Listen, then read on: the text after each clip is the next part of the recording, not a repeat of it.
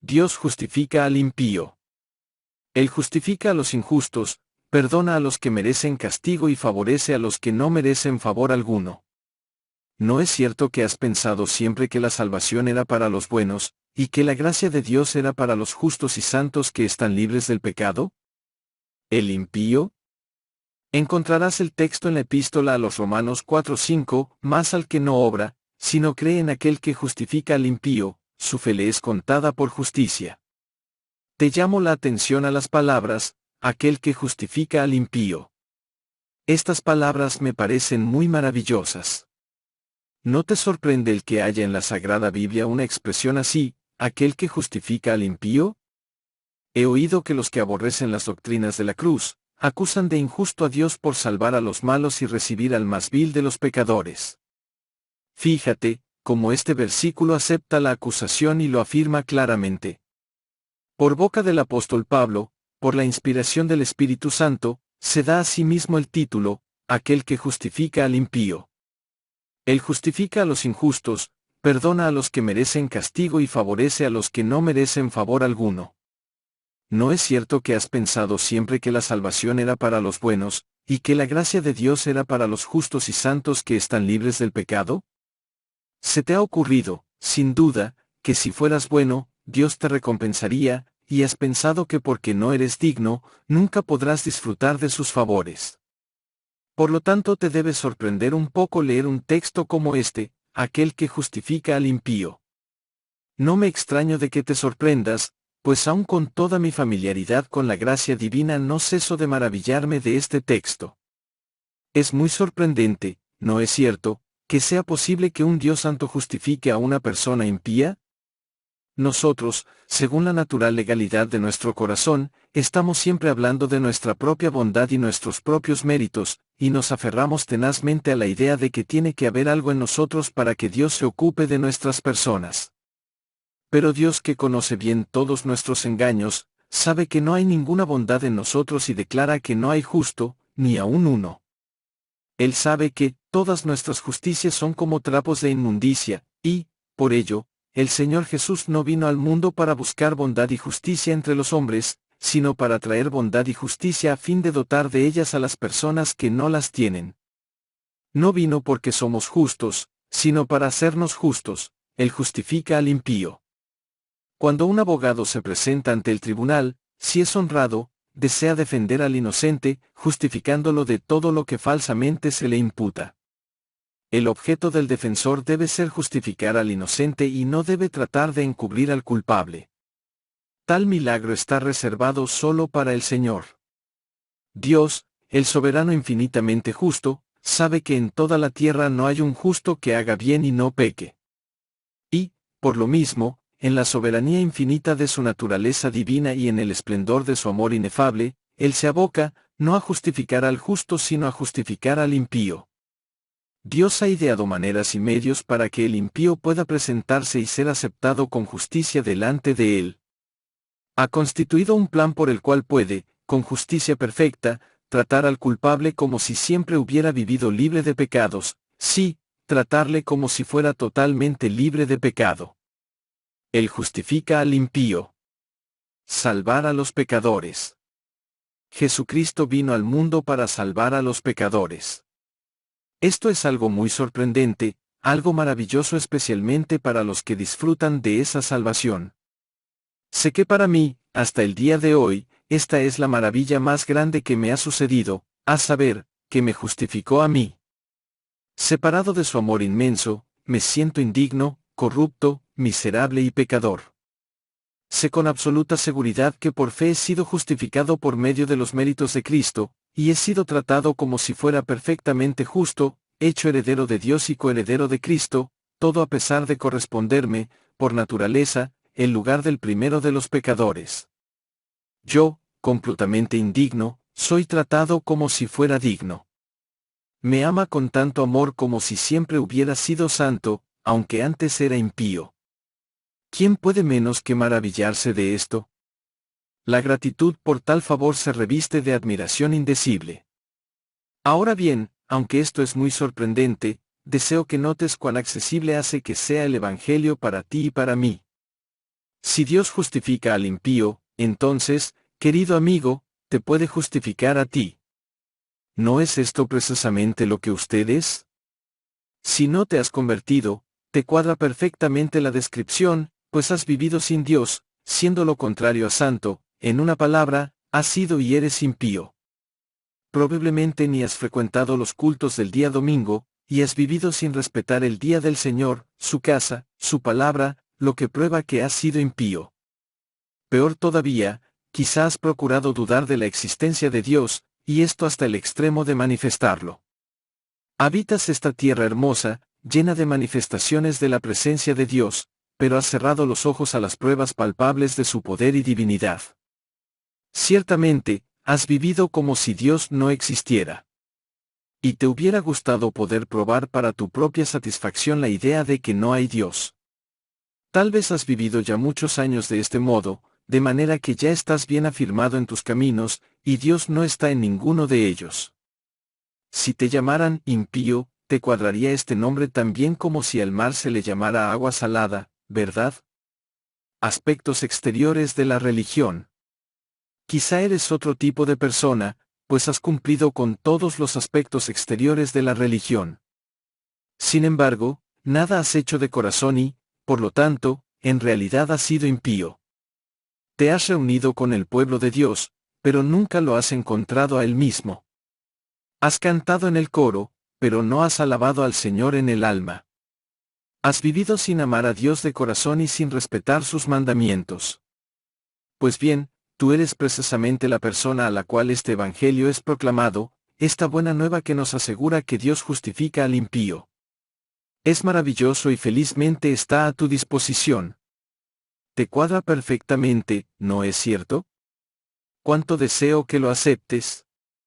Si eres una persona sensata, reconocerás lo maravilloso de la gracia divina que brinda justificación a personas como tú, y te dirás a ti mismo, justifica al impío. Pues entonces, ¿no debo ser justificado, y justificado ahora mismo? Toma nota, por otra parte, del hecho de que esto debe ser así, que la salvación de Dios es para los que no la merecen ni están preparados para recibirla. Es natural que la frase esté en la Biblia porque, querido amigo, necesita ser justificado solo quien carezca de justicia propia. Si alguno de quienes me oyen es absolutamente justo, no quiere ser justificado. Si este es tu caso, sientes que cumples bien todo deber y por poco haces al cielo tu deudor por tanta bondad, ¿para qué necesitas tu misericordia, ni Salvador alguno? ¿Para qué necesitas tu justificación? A esta altura estarás ya cansado de mi libro, pues no contiene nada que te interese. Si alguno de ustedes está lleno de un orgullo así, escúchenme un momento. Tan cierto como que viven, van camino a la perdición. Ustedes, justos, saturados de justicia propia, o viven engañados o son engañadores, porque las sagradas escrituras que no pueden mentir dicen, y lo dicen claramente, no hay justo, ni aun uno. De todos modos no tengo evangelio para predicar a los saturados de su propia justicia, no, ni siquiera una palabra. Jesucristo mismo declaraba que no había venido para llamar a los justos, y no voy a hacer yo lo que él no hacía. Pues si les llamara, no vendrían, y por lo mismo no los llamaré bajo estas condiciones. Al contrario, les suplico que reflexionen sobre su justicia propia hasta descubrir lo falsa que es. Es más insustancial que una telaraña. Deséchenla. Huyan de la misma. Señores, los únicos que necesitan justificación son los que reconocen que no son justos. Sienten la necesidad de que alguien haga algo para que sean justos ante el tribunal de Dios. Podemos estar seguros de que Dios solo hace lo necesario. La sabiduría infinita nunca hace lo inútil.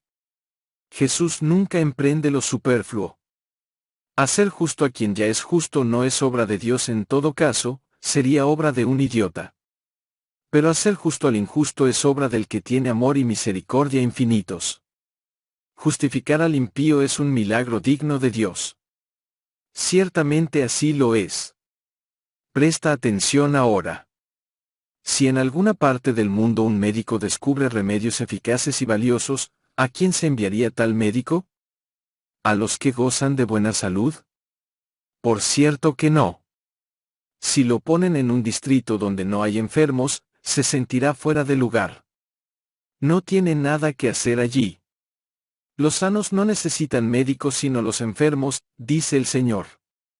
¿No es igualmente claro que los grandes remedios de gracia y redención son para las almas enfermas? No sirven para las almas sanas, porque les son remedios inútiles.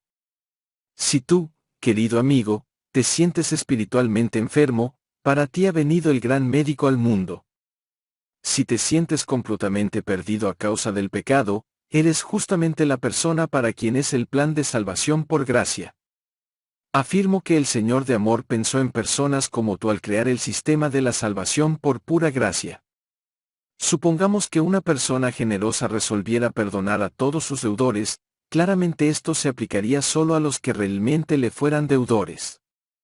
Uno le debe 1,000 pesos, otro le debe 50 pesos, cada uno tendría que simplemente conseguir que se le firmara un recibo para que su cuenta quedara cancelada. Pero la persona más generosa del mundo no podría perdonar las deudas de personas que nada deben a nadie. Está fuera del poder del Omnipotente perdonar a quien no tenga nada para perdonar. El perdón presupone que alguien es culpable. El perdón es para el pecador. Sería absurdo hablar de perdonar al inocente, perdonar al que nunca ha faltado. ¿Condenado por ser pecador? ¿Crees acaso que te condenarás por ser pecador? Esta es la razón por la cual podrás ser salvo. Por la misma razón de que te reconoces pecador, deseo animarte a creer que la gracia está destinada a personas precisamente como tú. Uno de nuestros poetas se atrevía a decir que el acusado es cosa sagrada. Así lo hizo el Espíritu Santo. Es realmente cierto que Jesús busca y salva al perdido. Murió e hizo una verdadera expiación por los verdaderos pecadores. Cuando los hombres no andan jugando con las palabras, o llamándose pecadores miserables, de palabras solamente, los recibe con gozo. Con gusto conversaría toda la noche con verdaderos pecadores. Las puertas de misericordia no se cierran ni de día ni de noche para los tales y están abiertas todos los días de la semana. Nuestro Señor Jesús no murió por pecados imaginarios, sino que la sangre de su corazón se derramó para limpiar las manchas carmesí que solo ella puede quitar. El pecador que está sucio, a ese es que ha venido Jesucristo a blanquear. En cierta ocasión predicó un evangelista sobre el texto, ahora, ya también el hacha está puesta a la raíz de los árboles, y lo hizo de modo que uno de sus oyentes le comentó: nos trató usted como si fuéramos criminales. Ese sermón era para que se lo predicara a los que están en la cárcel, no aquí. No, no, contestó el evangelista, en la cárcel no hablaría sobre ese texto sino sobre palabra fiel y digna de ser recibida de todos, que Cristo Jesús vino al mundo para salvar a los pecadores, correctamente. La ley es para los farisaicos, a fin de derribar su orgullo. El evangelio es para los perdidos a fin de quitarles su desesperación. Si no estás perdido, ¿para qué quieres al Salvador? ¿Iría el pastor en busca de los que nunca se extraviaron? ¿Por qué barrería la mujer la casa buscando monedas que nunca cayeron de su monedero? No, no, la medicina es para los enfermos, la resurrección para los muertos, el perdón para los culpables, la libertad para los cautivos, la vista para los ciegos y la salvación para los pecadores. ¿Cómo se explica la venida del Salvador, su muerte en la cruz y el Evangelio del perdón a menos que el hombre sea un ser culpable y digno de condenación? El pecador es la razón de la existencia del Evangelio. Y tú, amigo mío, objeto de estas palabras. Si te sientes merecedor, no de la gracia, sino de la maldición y la condenación, tú eres precisamente el tipo de hombre para quien fue ordenado, cumplido y proclamado el Evangelio. Dios justifica al impío. Quiero hacer que esto sea muy claro. Espero haberlo hecho ya, pero, aún así, únicamente el Señor puede hacer que el hombre lo comprenda. Al principio no puede menos que parecer asombroso al hombre, cuya conciencia ha despertado, que la salvación del perdido y culpable sea por pura gracia. Piensa que recibe salvación por haberse arrepentido, olvidando que su arrepentimiento es parte de su salvación. Debo ser esto y lo otro, dice, lo cual es verdad, porque, sí, será esto y lo otro como resultado de la salvación, pero es salvo primero, antes de tener los resultados de la salvación. De hecho, la salvación le llega mientras no merece otra cosa que esta descripción cruda, indigna, fea y abominable de impío. Esto es todo lo que es el hombre cuando llega el Evangelio de Dios para justificarlo. Dios es capaz y está dispuesto. Quiero, por lo tanto, insistir en que todos los que no tienen nada de bueno, que no tienen ni siquiera un buen sentimiento para recomendarse a Dios, crean firmemente que nuestro misericordioso Dios es capaz y está dispuesto a recibirlos para perdonarlos espontáneamente, sin nada que los recomiende, no porque ellos sean buenos, sino porque Él es bueno. ¿No hace que el sol brille sobre malos y buenos? ¿No es el que da temporadas fructíferas, y a su tiempo envía lluvias del cielo y hace que salga el sol sobre las naciones más impías? Sí, a la misma Sodoma bañaba el sol, y el rocío caía sobre Gomorra. Oh, amigo, la gracia inmensa de Dios sobrepuja mi entendimiento y tu entendimiento, y anhelo que la aprecies como se lo merece. Tan alto como está el cielo sobre la tierra están los pensamientos de Dios sobre nuestros pensamientos. Perdona abundantemente. Jesucristo vino al mundo para salvar a los pecadores, el perdón corresponde al culpable.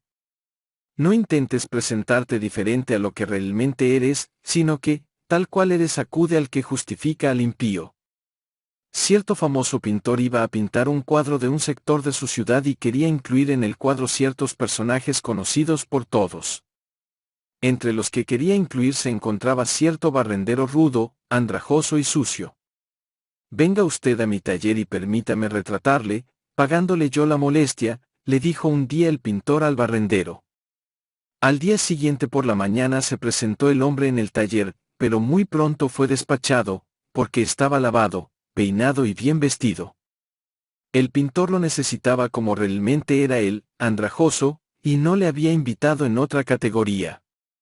De la misma manera, el Señor te recibirá si acudes a Él como pecador, pero no de otro modo. No procures reformarte, deja que Jesús te salve inmediatamente. Dios justifica al impío, lo que equivale a decir que te recoge a ti donde estés en este momento, y te recibe aún en el estado más deplorable. Ven como estés. Quiero decir, ven a tu Padre Celestial con todo tu pecado y pecaminosidad. Ven a Jesús tal como eres, espiritualmente leproso, sucio, desnudo, no apto para vivir ni para morir.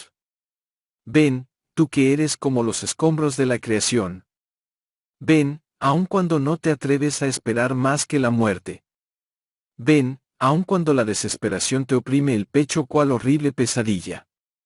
Ven, pidiendo que el Señor justifique a un impío más. ¿Por qué no lo haría? Ven ya, porque esta gran misericordia de Dios es para personas como tú.